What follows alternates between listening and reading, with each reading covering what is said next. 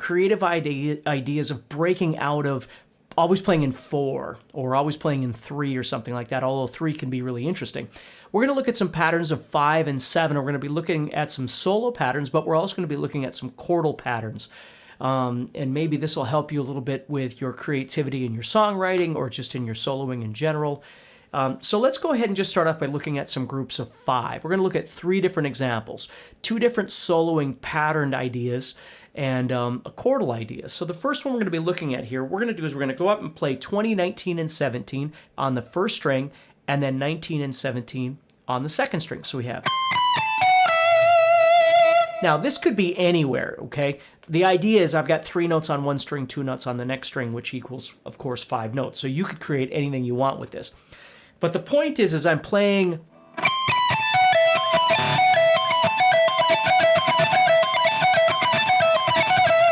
And what makes it weird is if you're alternate picking like I do, the first time around, you'd play down, up, down, up, down.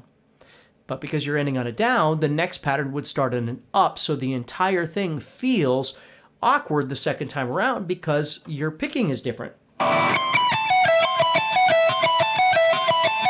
I'm starting with a down,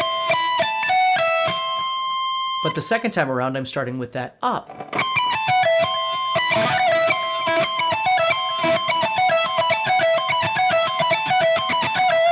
Now, that's how I play these things. I use alternate picking. Now, there is another alternative to this, and that would be doing what's called economy picking. And if you did that, what you would do is you'd play down, up, down, just like before. But then you would push that pick through and start with another down again, which would make it consistent. So you'd have...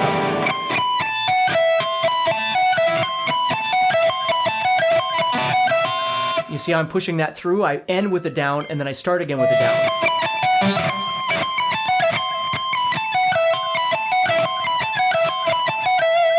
That's called economy picking. Now, that feels incredibly uncomfortable to me, but it might feel wonderful to you, and if it does, that's great. For me, I grew up learning how to play alternate picking, so that's the way I approach this. So I'm playing down, up, down, and then up, down, up, and then down, because again, there's 5 notes on each one. Now, it isn't necessarily just how fast you can play it, although you might have that intention, which is great.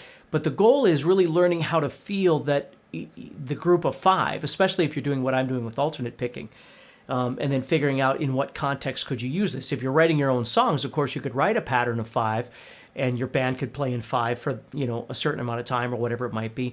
Or you can play in 4/4 time and just do the pattern repetitively until you come out even, or you could do the pattern a few times and go into something else. I mean, there's a million ways to approach this stuff. But it's kind of fun for the brain because it's something a little different than always just playing even patterns to everything. Okay, so the next pattern, what we're going to do is we're going to come down here, and I'm going to play that. I'm going to play 0, 12, and then 15 and 14. So I'm playing 0, 12, and then what I'm going to do is go to 15 here, back to the 12, and then back to the 14. So that's 5 notes. 1, 2, 3, 4, 5. So now you can see I'm starting on a low string going to a higher string, where here I was on a higher string going to a lower string, okay? High string in terms of pitch, right?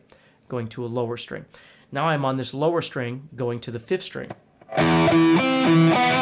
So when I get back, I'm going down, up, down, up, down. Well, I can't economy pick through because I'm not going this direction, so I've got to come back up. So I'm going to go to the 0, sorry about that. And I'm doing that with an upstroke.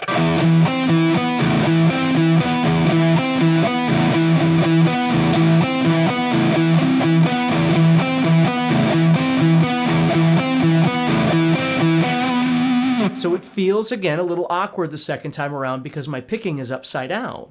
Okay, but it makes for a really great little idea. Now, the actual notes that I'm playing, you might want something that's a little less dark sounding or whatever. You can change it into any key you want or any scale that you want. But that's the idea, and trying to get used to that.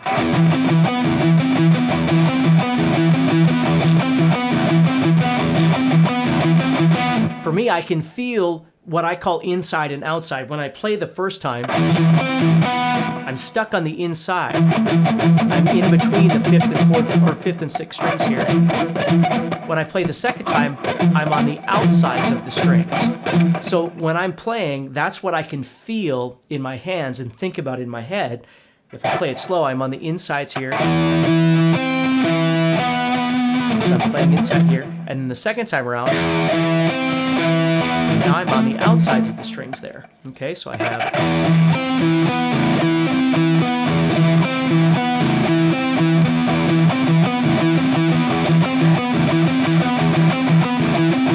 So that's what becomes comfortable for me as I play. Now the third example that I'm going to give you is a chordal example. So this one's going to be a little bit different, okay? Go to a clean sound here. And what I'm going to do is create a chordal progression, kind of using just picking through the chords. We can call it an arpeggio, but basically what I'm doing is playing C sharp minor, A, and B, but instead of using those chordal shapes, I'm using something, again, a little more unique to what I like. And so I'm going to be playing 4, 6, 8, and then 0, 0. And then I'm going to play 0, 2, 4, 0, 0 for my A, and then the B is going to be 2, 4, 6. Like that, okay? And these are often referred to as add 9 chords or different things like that, but again, we're not really doing a chordal study right now. We're just looking for some sounds and, most importantly, the way we're picking this. So what I'm going to do is take this first one here, and if I think about it, I've got 5 strings. 1, 2, 3, 4, 5. That's going to be my pattern. So I'm going to keep repeating that.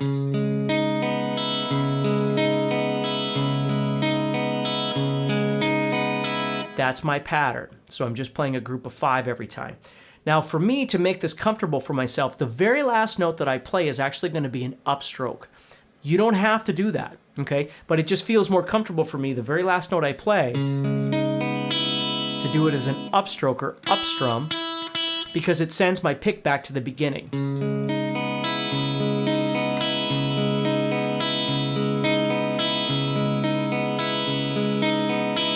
You see? So what I would do is something like maybe do that 4 times.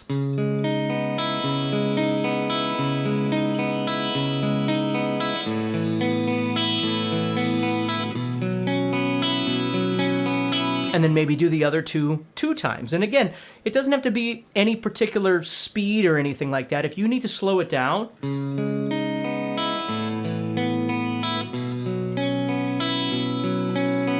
and you want to change the amount that you're doing on each one or something like that, you can come up with some really beautiful ideas by doing something like this.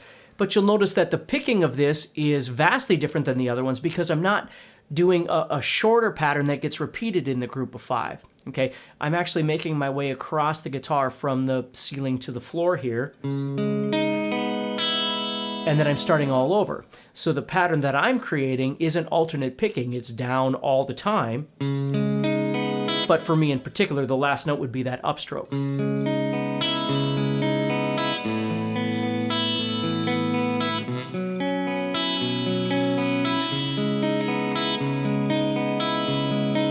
You know, you just got to kind of explore it and see what you might like with that. That's half the fun of this, okay?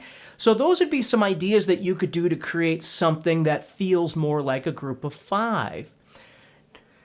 Now, when I write, when I play, all these different kinds of things, I love odd groupings like that because they just feel a little bit different. They take a little more practice to get used to, though, which may or may not interest you, okay?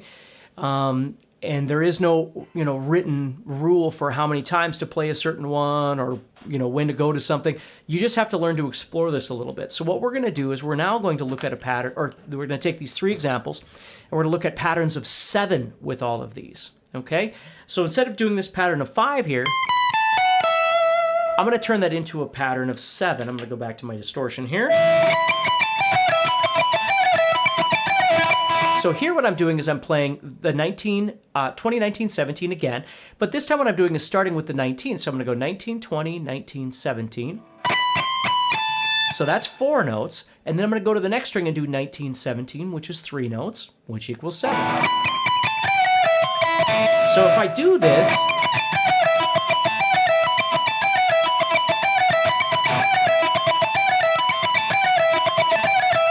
Again, you're going to notice I'm doing alternate picking the entire time, where you might want to do, again, that economy picking where you push through, and that would work here.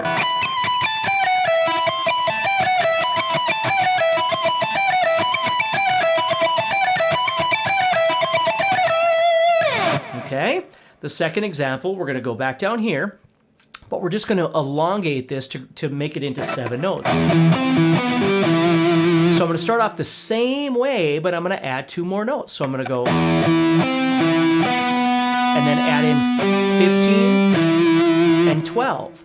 Now the difference here is I'm ending on the 6th string, and I started on the 6th string, so there's no hope for an economy picking here either.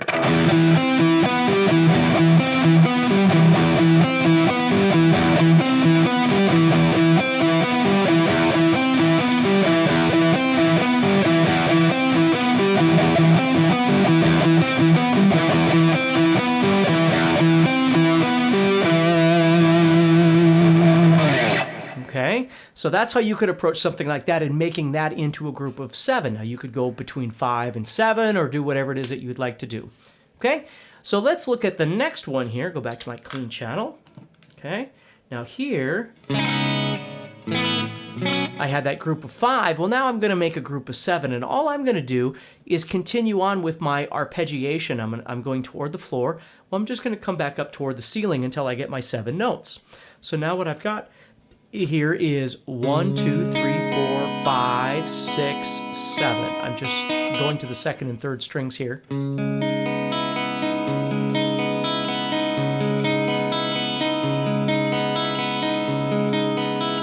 Now again, for me, the comfortable pattern for picking would be an upstroke on that 1st string. You might be doing something completely different. And to be honest, it doesn't really matter. It's more the pattern that we're playing, the fact that we're going toward the floor and then back toward the ceiling again. And counting, feeling that group of 7.